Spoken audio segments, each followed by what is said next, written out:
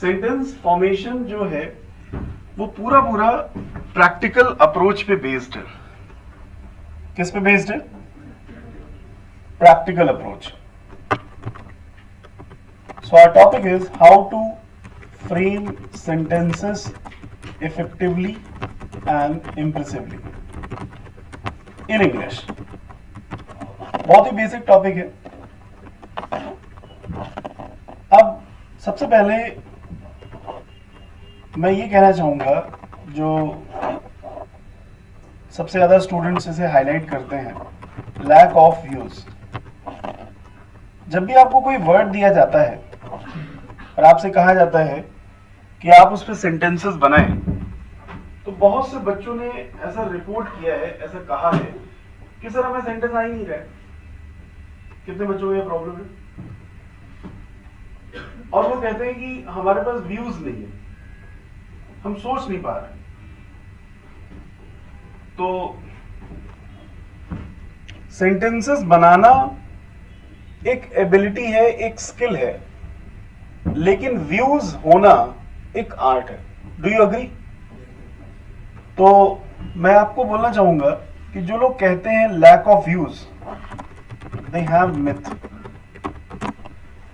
ये उनका मिथ है कि उनके पास व्यूज की कमी है। ऐसा नहीं है, व्यूज बहुत है, ठीक है, व्यूज की कमी नहीं है। कमी कहां पर है जरा समझिए।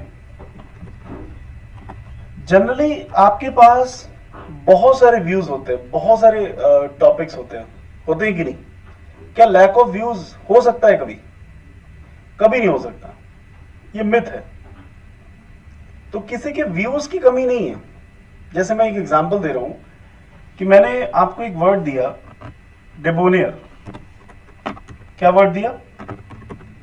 डेबोनियर। अब सभी को पता है डेबोनियर का मतलब क्या होता है? सुशील। क्या मतलब होता है? सुशील का मतलब अच्छे आचरण का, अच्छे चरित्र वाला, ठीक है।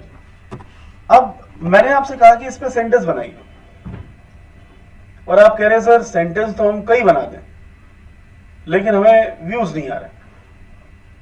क्या ऐसा हो सकता है? कौन कह रहा है मुझे सुशील पर सेंटेंस नहीं आ रहा है? तो ये एक मिथ है। आपको ऐसा फील होता है कि लैक ऑफ व्यूज, मेरे पास व्यूज नहीं है, लेकिन अगर आप इस पे लगेंगे, ठीक है, इसकी प्रैक्टिस करेंगे, लैक ऑफ व्यूज नहीं होता बल्कि लैक ऑफ प्रैक्टिस होता है। वो लैक ऑफ क्या होता है? प्रैक्टिस होता है। न जाने कितने सेंटेंसेस आप सुशील शब्द पे बना सकते हैं। जैसे आपने कहा सुशील व्यक्ति अपनी पर्सनालिटी से सभी लोगों को इंप्रेस कर देता है। बोलिए, सुशील व्यक्ति अपनी पर्सनालिटी से सभी लोगों को इंप्रेस कर देता। बन गया। तो अगर कोई ये कहे कि सर मुझे हिंदी में व्यूज नहीं आ रहे, ये उसका मिथ है। और बताइए आप, और कोई सेंटेंस सोचिए। जिस तरह से बचपन में आपने वाक्य प्रयोग सीखा था, बिल्कुल वही एक्सरसाइज है। दिए गए वर्ड पर आपको क्या बनाना है? सेंटेंस बनाना है। तो लैक ऑफ प्रैक्टिस लगने लग जाती है कि लैक ऑफ व्यूज है। कौन? तुम ही सोचो। सुशील, माता सीता बहुत ही सुशील लेडी थी, ठीक है। माता सीता अपने सुशील बर्ताव के लिए हमेशा जानी जाएंगी। बन गया। और सोचिए,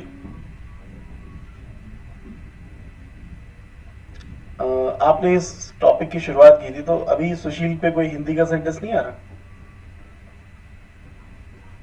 सर पुराने जमाने में सर राम जी सुशील व्यक्ति थे। अब देखिए, राम जी सुशील व्यक्ति थे, ठीक है। अब एक सेंटेंस ये है कि लॉर्ड रामा वॉज डेबोनियर, ठीक है। अब आप इसे आज के पर्सपेक्टिव में कैसे यूज कर सकते हैं? जैसे आपने कहा कि एक सुशील दोस्त हमारे क्वालिटीज को और इंप्रूव करता है। बन गया। सुशील का मतलब जिसका व्यवहार अच्छा हो, जिसके व्यवहार में कोई खराबी ना हो। अब जैसे कोई चोर है, उचक्का है, व्याभिचारी है, जितनी भी बातें आप सुनते थे, लुच्चा लफंगा बेहुदा, वो सुशील नहीं है।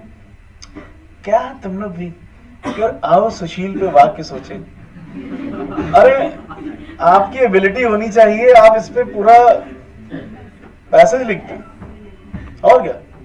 ये एबिलिटी जल्दी डेवलप करिए, अदरवाइज सीरियस एग्जाम आप समझिए, दो पैसेजेस, PQRS, S1 S6 सब कुछ तो रीडिंग पे बेस्ड है, कॉन्सेप्ट्स पे बेस्ड बहुत कम है।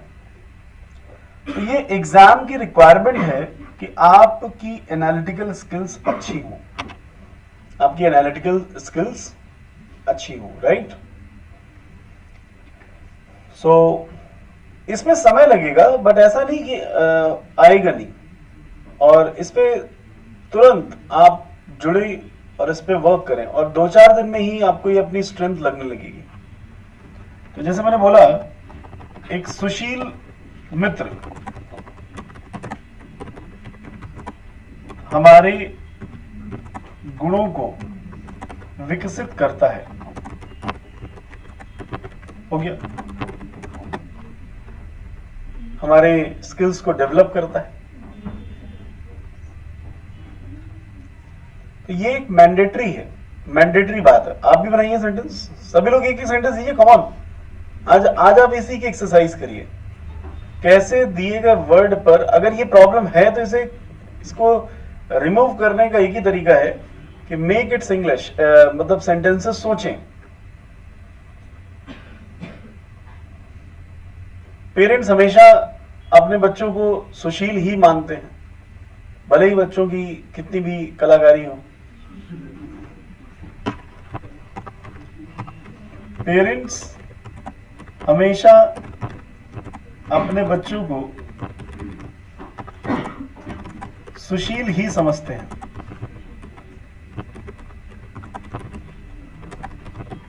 भले ही उनके बच्चे कितने भी शरारती हों। अब देखिए, ये टॉपिक ऐसा कोई मतलब ऐसा कोई एग्जाम में नहीं आएगा कि एक वर्ड आया उस पर आपको 5 सेंटेंस लिखने हैं, ऐसा कोई थ्योरेटिकल सेक्शन नहीं है। लेकिन जो रीडिंग वाला सेगमेंट आना है, उसका जो बेस है वो यही है। अगर व्यूज नहीं है तो पैसेज का मीनिंग समझ पाना आपके लिए क्या होगा, टफ होगा। तो व्यूज होना जरूरी है। और सोचिए,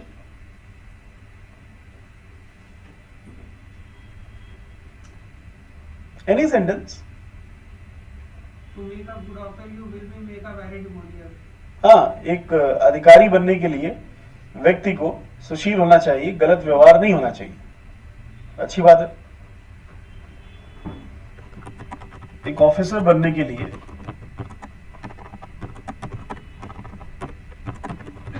कैंडिडेट का सुशील होना आवश्यक है। हो गया।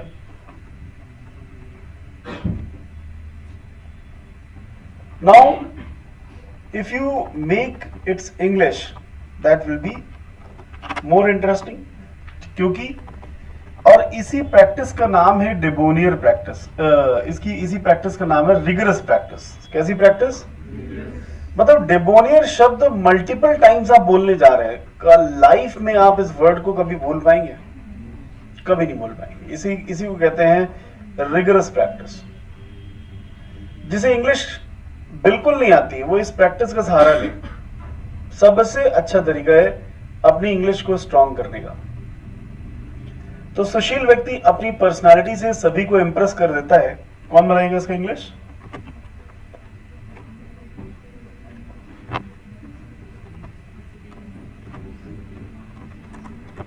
A debonair person impresses everyone with his personality. With his personality. Impress के साथ with आएगा. Actually कोई व्यक्ति थोड़ी ना है पर्सनालिटी, तो इसलिए अपनी पर्सनालिटी से तो विद आएगा. अगर होता कोई व्यक्ति तो फिर बाई आता. बोलो समझ में आया? माता सीता अपने सुशील बर्ताव के लिए हमेशा जानी जाएंगी.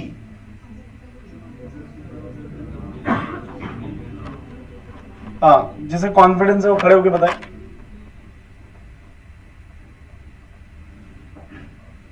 Mata Sita always known for her W behavior. No, something is missing. Write it first. पहले से लिखिए, लिखिए लिखिए. इसका इंग्लिश अपने भी कॉपी में लिखिए और फिर बोलिए, क्योंकि जल्दबाजी में मत पढ़िए. 2-4 दिन आप लोग अपना सेंटेंस फॉर्मेशन बहुत ही अच्छा कर लीजिए. और कौन बताएगा? हाँ बोलो. Martha will always be sorry for her behavior. Will known always be, will be known always, will always be known, है ना? माता Sita will always be known for her debonair behavior. हो गया. माता Sita will always be known for her debonair behavior. Okay, next. एक सुशील मित्र अपने गुणों को, हमारे गुणों को विकसित करता है.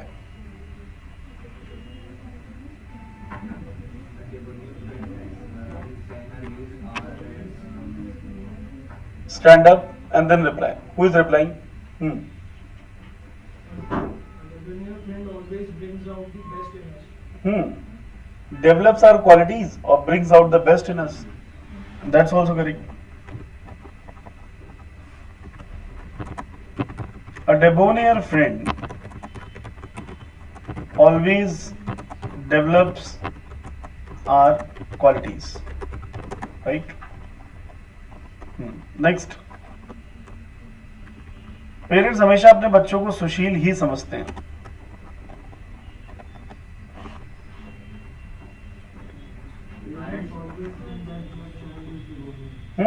बिल्कुल सही. Parents always think that, consider their children debonair, whereas their children may be very notorious, very mischievous.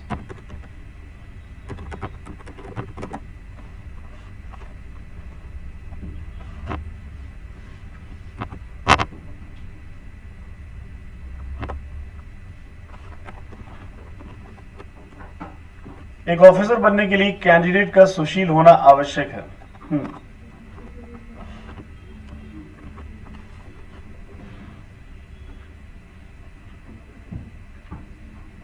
To become an army officer, one must be debonair. Yes. अब कैंडिडेट या वन दोनों से बना सकते हैं. A candidate is required to be debonair to be an officer, or to be an officer a candidate must be debonair.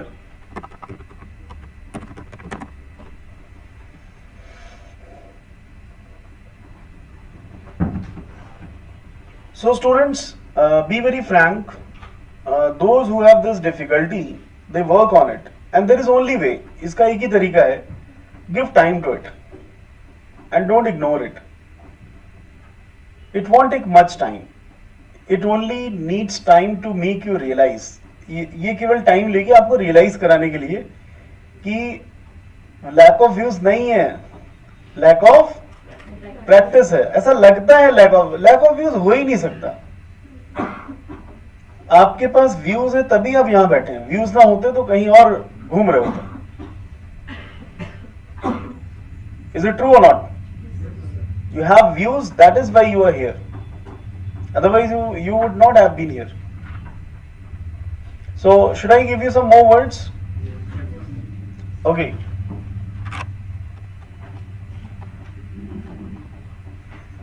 Now, next word I want to give you is sang-froid. Do you know its meaning? Cunning? Cunning it is not. Sang-froid means patience. In Hindi we call it dhairya. So, all of you make sentences. Patience, dhairya. You can note down and then share it confidently with others. धैर्य ही सफलता की कुंजी है। अच्छी बात है, इसको direct आप अपनी कॉपी में लिखते जाएं। अब देखिए, कुछ लोगों को लगेगा कि ये एक्सरसाइज फालतू की है, ये तो मैं बना लेता हूँ, मेरे बाएं हाथ का खेल है। लेकिन जिसे नहीं आता है वो रियलाइज करे। कुछ लोगों को जल्दी जल्दी सेंटेंस बनाना आएगा।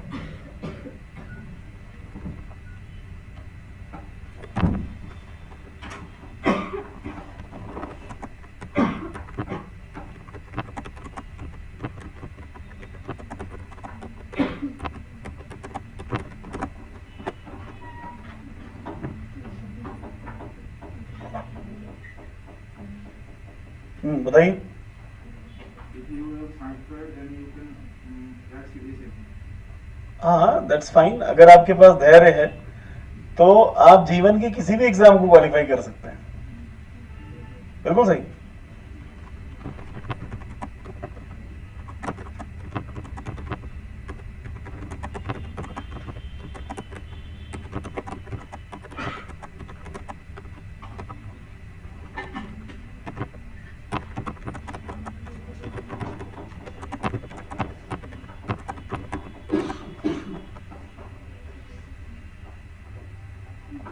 Next. A sang-froid behavior is the most needed quality to be an author. धैर्यवान बिहेवियर। धैर्यवान बिहेवियर सैंगफ्रॉइड बिहेवियर की कहने की बजाय सैंगफ्रॉइड नेचर। ठीक है। If you have patience, then you can control all your desire.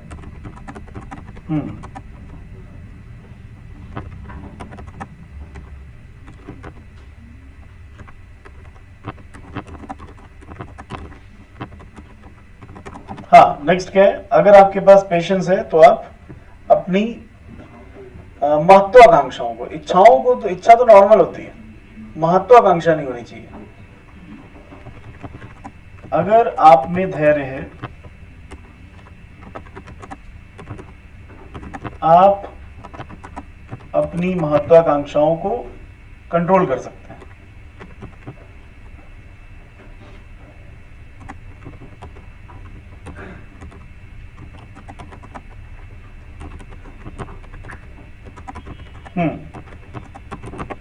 Next. क्या बात है, बहुत बढ़िया।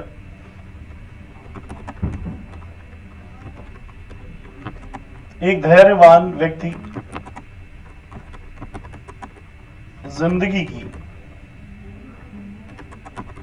किसी भी बाधा को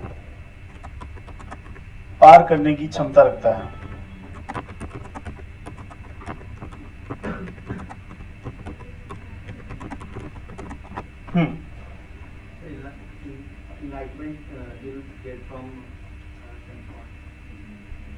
मतलब ज्ञान की प्राप्ति धैर्य से होगी। सही बात है।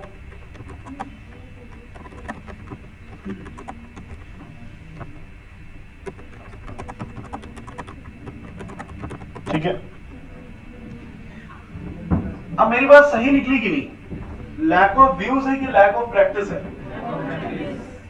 व्यूज की कमी किसी व्यक्ति के अंदर नहीं है। यहां सब व्यूज वाले ही लोग बैठे हैं, व्यूज की कमी पता है किसकी होती है? जो अपनी डिसीजन ही नहीं ले पाता। आप लोग डिसीजन लेके बैठे हुए, तो आप में लैक ऑफ व्यूज नहीं है। अब जहां तक इंग्लिश की बात है, तो वो इंग्लिश भी आपके लिए आसान होने वाली है। अगर आप 3-4 दिन, एक हफ्ते का समय बस आप इसी काम को दें कि what I think I must be able to make in English.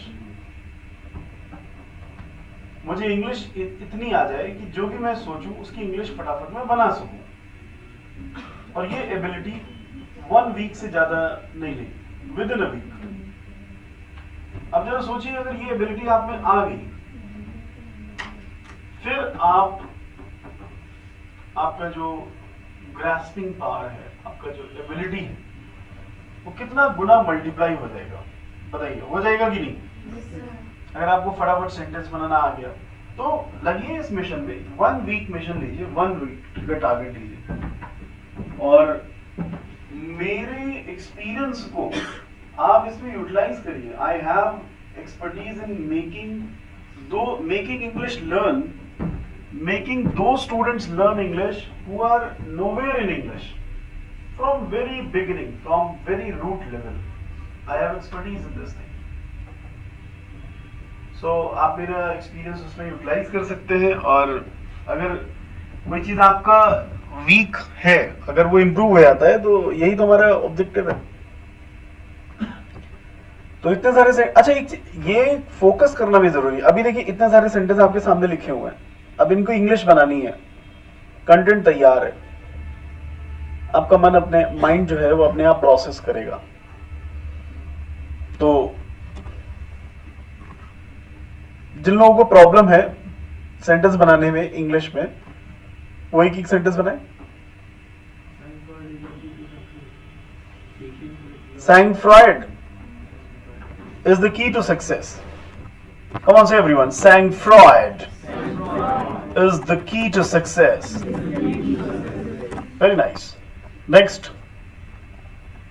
अगर आपके पास धैर्य है, तो आप जीवन की किसी भी परीक्षा को क्वालिफाई कर सकते हैं।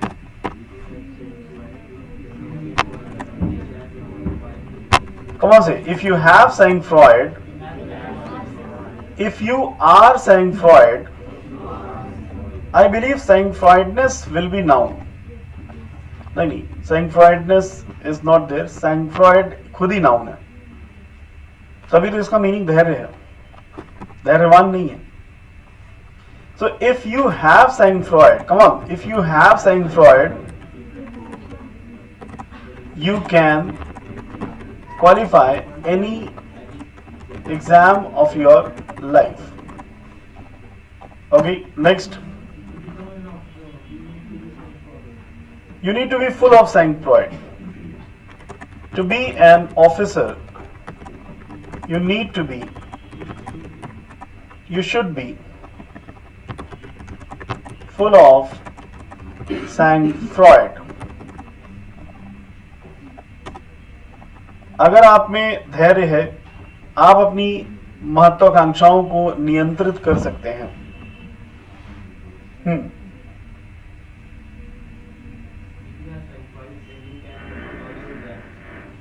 इफ के बाद देन नहीं आता, कॉमा लगेगा। Come on, say everyone. If you have sang Freud, अब देखो यहां पे तुम लोग कमी कर रहे हो, तेज आवाज में बोलो। If you have sang Freud,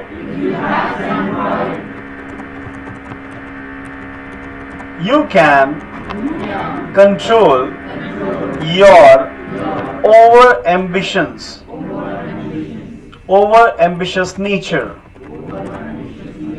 over ambitious nature. Next.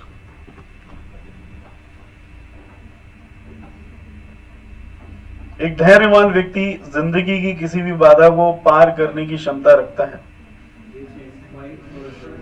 Actually, sang Freud person we cannot say, because sang Freud is not an adjective. A person with sang Freud, come on, say, a person with sang Freud has ability to cross any obstacle of his life. ज्ञान की प्राप्ति धैर्य से ही होती है। The attainment of knowledge आप शुद्ध भाषा में बनाइए, ज्यादा एनलाइटमेंट और मान लो किसी को नहीं पता आत्मज्ञान, तो तुम एकदम शुद्ध देशी भाषा यूज करो। बोलो, the attainment of knowledge is feasible through Sang Freud. तो ज्यादा नहीं, एक हफ्ते बाद ये आपका स्ट्रेंथ बन जाएगा और आप आप अपने थॉट्स खुद लिखने लगेंगे। कितने स्टूडेंट्स को अपने थॉट्स बनाना अच्छा लगता है? अच्छी बात है। तो 1 वीक मिशन लीजिए and be thoughtful and make your own thoughts, make your own ideas. Are you all enjoying? Are you getting the motto of this chapter? Yes, sir. The motto is very simple: to remove the myth from your mind that you lack in views. You don't lack in views at all. सबके पास views हैं। Shall I give you? अच्छा, ये जो habit है, ये habit आप vocab में भी फॉलो करें और ग्रामर के किसी कॉन्सेप्ट को जब आप पढ़ते हैं तो भी फॉलो करें, दोनों जगह, grammar as well as vocabulary. जैसे कोई सेंटेंस आपको बोलना नहीं आया, जैसे मैंने आपको सेंटेंस दिया, वोकैब लर्न करना तो दूर, उसने बेसिक वर्ड्स भी नहीं ढंग से पढ़े। Come on, note it down. Vocab learn करना तो दूर, उसने बेसिक वर्ड्स भी ढंग से नहीं पढ़े। वोकैब लर्न, वोकैब से पहले एडवांस लगाया था। एडवांस वोकैब लर्न करना तो दूर, उसने बेसिक वर्ड्स भी अच्छे से याद नहीं किए। ये सेंटेंस है। How to make it Singlish?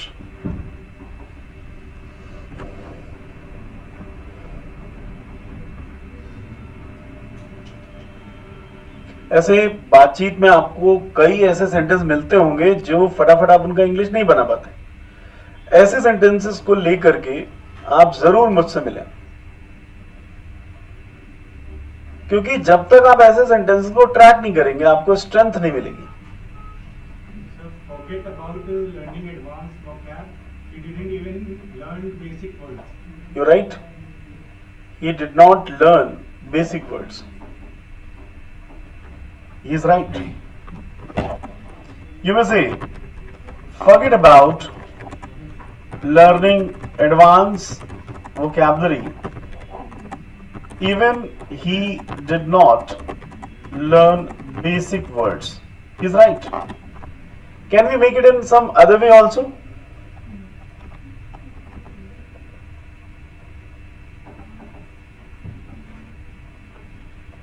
ये इनका तरीका है जो कि सेंस सही दे रहा है, हमने इसे एक्सेप्ट कर लिया। तो ऐसे सेंटेंसेस को अपनी बातचीत से निकालना है, अपनी बातचीत से, कहीं नहीं जाना है, क्योंकि दिन भर की आपकी बातचीत अपने आप में ही बहुत कुछ उसमें रहता है। So you can fetch. एक तरीका और है, not to talk of.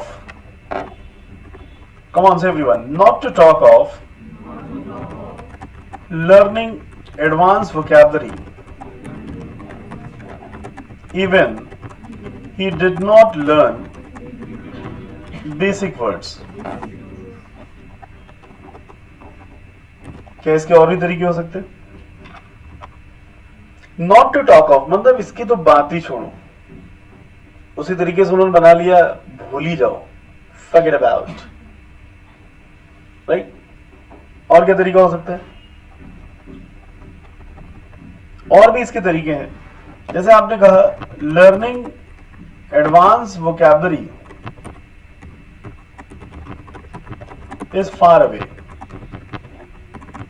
even he did not learn basic words.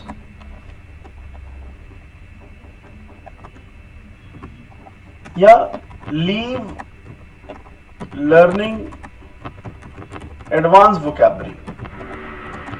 Even he did not learn basic words. ये लो.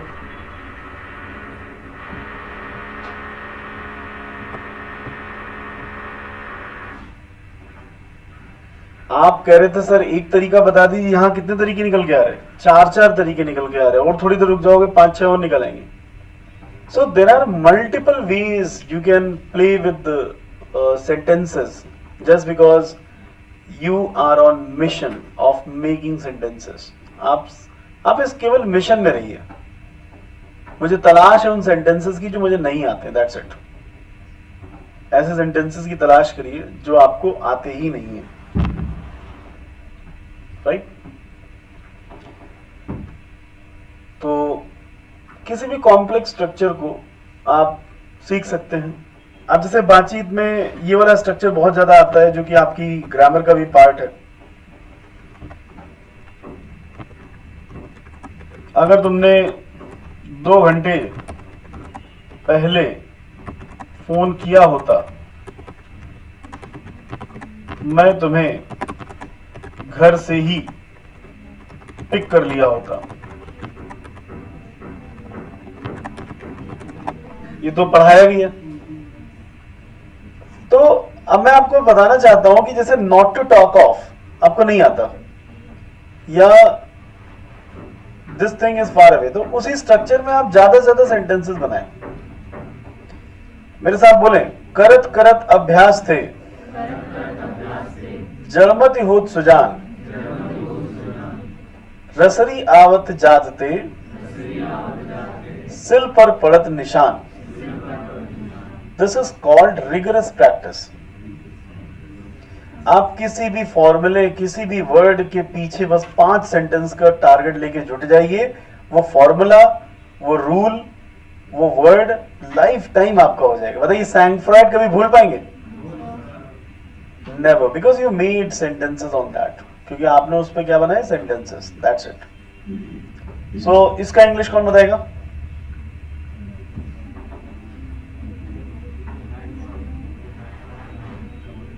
पहले अपनी कॉपी पे लिख लो, इसके बाद उसको डिलीवर करें अच्छे से, क्योंकि ये टॉपिक पढ़ाया हुआ है क्लास में तो गलत नहीं होना चाहिए. अभी शायद रीसेंट डेज में ही पढ़ाया है.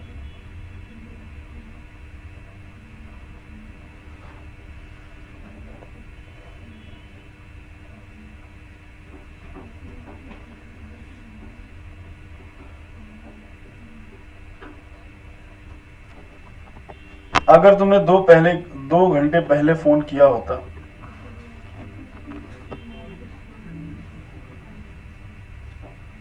मैं तुम्हें घर से ही पिक कर लिया होता.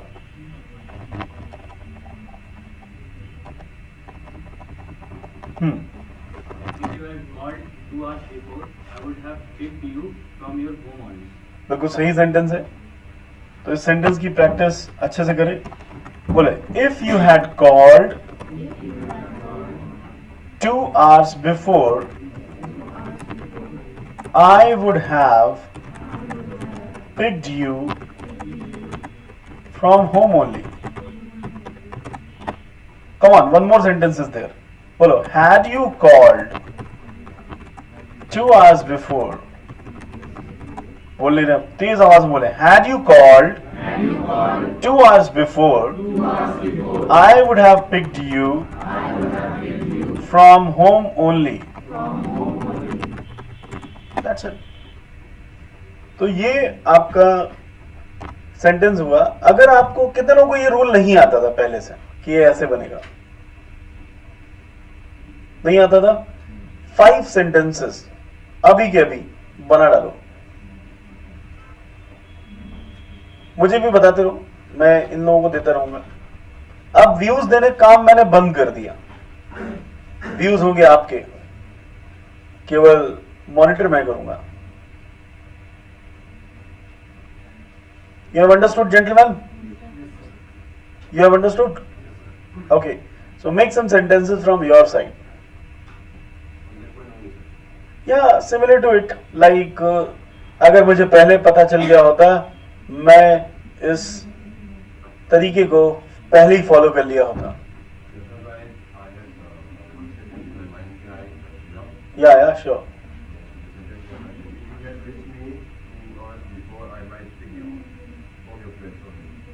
I might have picked you means you're not sure, or I would have picked you means I'm sure.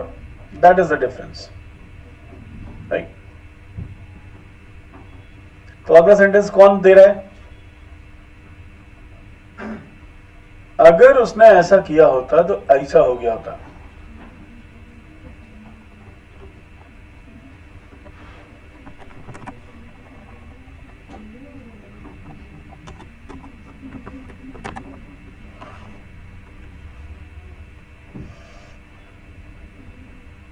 अगर मैंने बचपन में खूब सेंटेंसेस बनाए होते, मेरा इंग्लिश में ट्रांसलेशन बहुत ही इफेक्टिव हो गया होता. बोलो, अगर मैंने बचपन में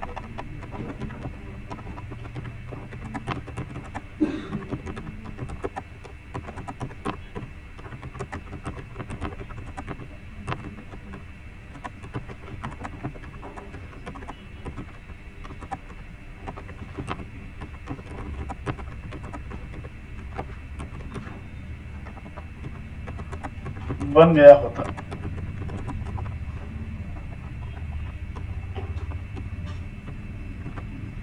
अगर मैंने बचपन में खूब सेंटेंसेस बनाए होते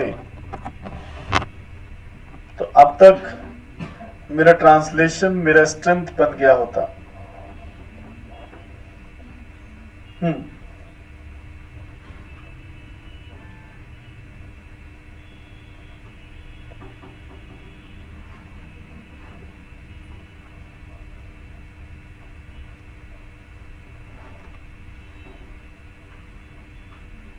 इतना सन्नाटा क्यों है? बनाओ इसकी इंग्लिश. तुम बनाओ. हाँ, don't hesitate, come on, get up. हाँ, सर इसमें जो अब तक लिखा है, टिल नाउ, बाय नाउ. बताओ, वो तो एक बना चुकी है. तुम बनाओ. if I made sentences, had. if I had Hmm. made sentences in my childhood, till now my translation would have become my strength. become my strength. चलो तुम बोलो.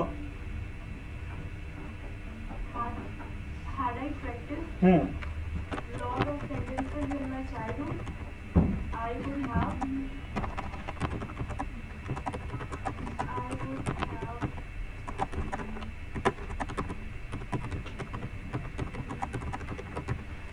I would have made my translation. My translation would have become my strength.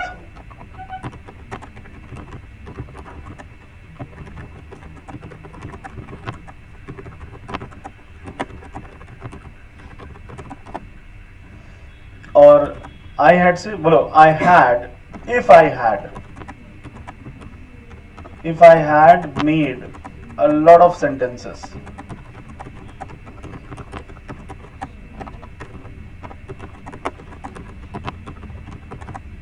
My translation, same sentence.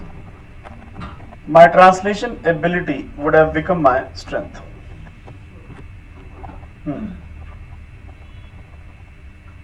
Right?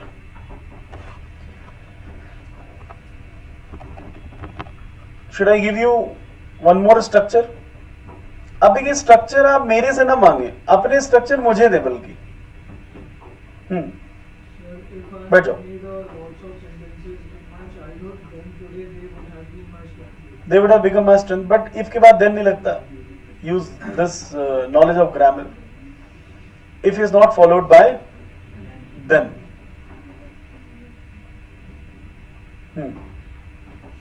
Anyways, इस पूरे discussion का gist क्या निकला? इस पूरे डिस्कशन का जिस्ट ये निकला कि ये केवल बार बार कहने से सॉल्व नहीं होगा कि I have lack of views, I have lack of translation ability. ये कहने से काम नहीं होगा, इस पे काम करना होगा, और इस पे काम करना बेहद आसान है. सबसे पहले टारगेट करिए अपने बोले जाने वाले सेंटेंसेस को, जो सेंटेंसेस रियलिटी में आप बोलते हैं। उससे क्या होगा, हमारा माइंड स्लो हो जाता है जब वो 3 स्टेप में काम करता है। पहला स्टेप है ग्रास्पिंग, दूसरा स्टेप है प्रोसेसिंग, तीसरा स्टेप है डिलीवरिंग। हमारा माइंड, जैसे इस समय आप आए बैठ गए, सर चालू करिए, सर इधर से चालू करिए, तो आप लोग क्या कर रहे हैं, ग्रास्प कर रहे हैं। क्या कर रहे हैं? फिर आपको माइंड जो ग्रास्प किया उसको क्या करता है, प्रोसेस करता है। अच्छा हाँ, डेबोनियर बताया था, हाँ ठीक है, फिर साइन फ्रॉइड भी बताया था, हाँ सही है। और आपके माइंड में रह कौन सा कंटेंट जाता है, वही जो प्रोसेस्ड अच्छे से, माइंड माई स्टेटमेंट। अब देखिए, जो आर्टिस्टिक चीजें हैं, जैसे अंग्रेजी लिखना, अंग्रेजी पढ़ना, अंग्रेजी बोलना, ये क्या है, आर्ट है। अंग्रेजी सीखना साइंस हो सकता है, लेकिन अंग्रेजी बोलना, लिखना, पढ़ना, ये आर्ट है। तो आर्टिस्टिक चीजों में आप एक स्टेप कम कर सकते हैं। कौन सा, ग्रास्पिंग वाला। मतलब पहले वो डेटा आप प्रैक्टिस करिए जो आपका है। Am I right or not? Process data पे बात ज्यादा करिए। अगर आपको इसे आसान बनाना है, समझ लीजिए, मैं बहुत ही एनालाइज करके आपको बता रहा हूं। स्टेप्स ऑफ लर्निंग, आपकी लर्निंग के जो स्टेप्स हैं वो है 3, ग्रास्पिंग, प्रोसेसिंग एंड डिटेलिंग। किसी को डिटेल करना। अब मैं कह रहा हूं, artistic learning should be more on processed data. Artistic learning जो है, आर्टिस्टिक लर्निंग कौन, reading, writing, speaking, specially speaking and writing. और सबसे टॉप पर स्पीकिंग को मैं रखना चाहूंगा। अगर आपको अपने मन का फियर हटाना है, स्पीकिंग में आपको अच्छा बनना है, तो यहां से शुरू करिए, प्रोसेस्ड डेटा से शुरू करिए। मतलब इंडियन फॉरेन पॉलिसीज पर बोलने की बजाय तुम सीधे इंडिया पे बोलो। इंडिया मेरा देश, मुझे मेरे देश के बारे में पता होना चाहिए। हाई फाई बातें करने की बजाय बेसिक बातें सबसे पहले करो। अपने देश को जाना नहीं, जियो पॉलिटिक्स की बातें कर रहे हैं। बोले हॉर्न ऑफ अफ्रीका, हाँ जानता हूँ, क्या मतलब हॉर्न ऑफ अफ्रीका से?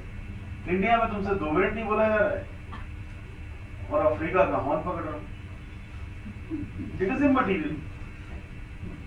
मैंने A to Z बनाया है, आपको भी दे दूं क्या A to Z of practice? A to Z topics of practice मैंने बना दिया है। आप उन टॉपिक्स को ले लीजिए, आपका बेसिक इंग्लिश से एडवांस इंग्लिश हो जाएगा। लिखा दूं, लिख लो।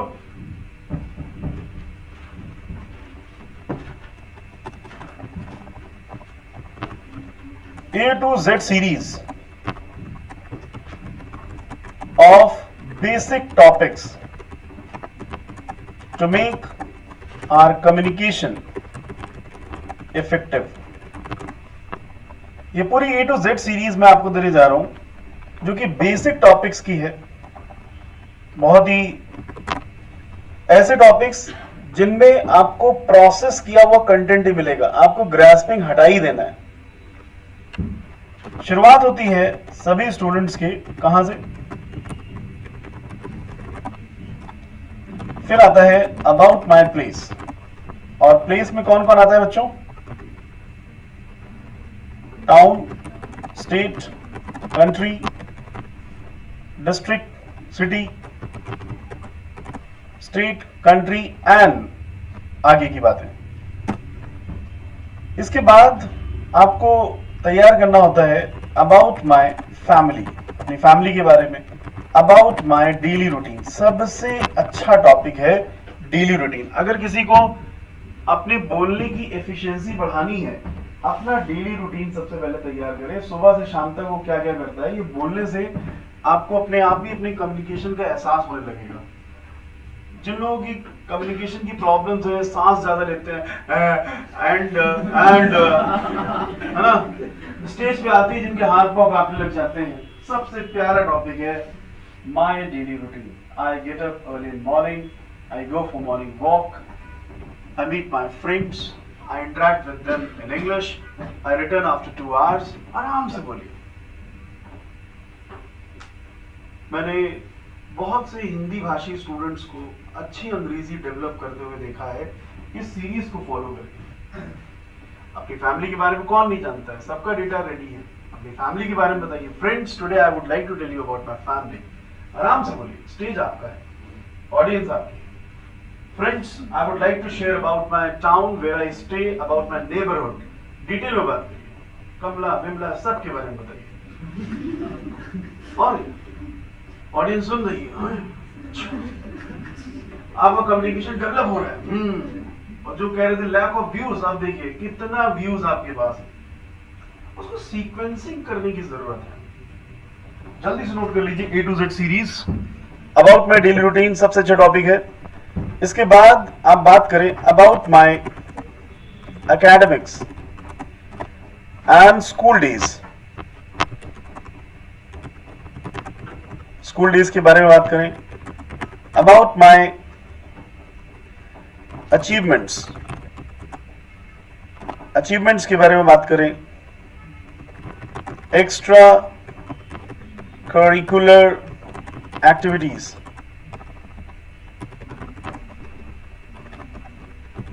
Group activities and sports activities के बारे में ज्यादा बात करें. About my childhood, you can discuss your mischievous activities, laughable activities. बहुत सारी यादें हैं. मैं ऐसे करता था, मैं वैसे करता था. बताओ, isn't it? आइडियाज की कमी नहीं होनी चाहिए.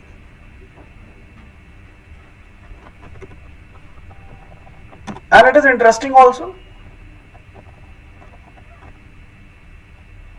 After this, you can talk about last journey. ये लास्ट जर्नी आपकी उसको डेवलप करेगी, पास्ट टेंस को. किसको डेवलप करेगी? पास्ट टेंस को. About my last journey, my ideal personality, latest updates of the day. जो आपने सुने,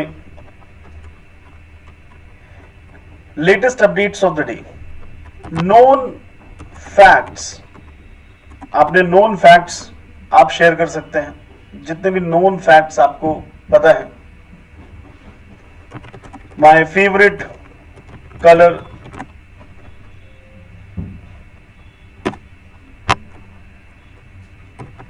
my favorite book, you can talk about my happiest day of life,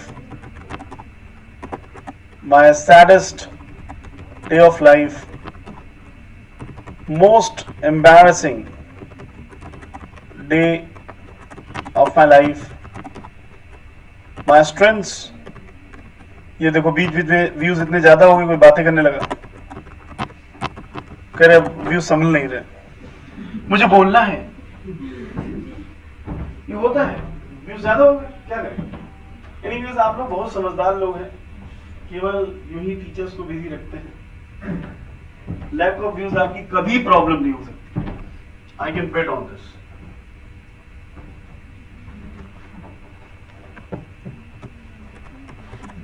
my dream job,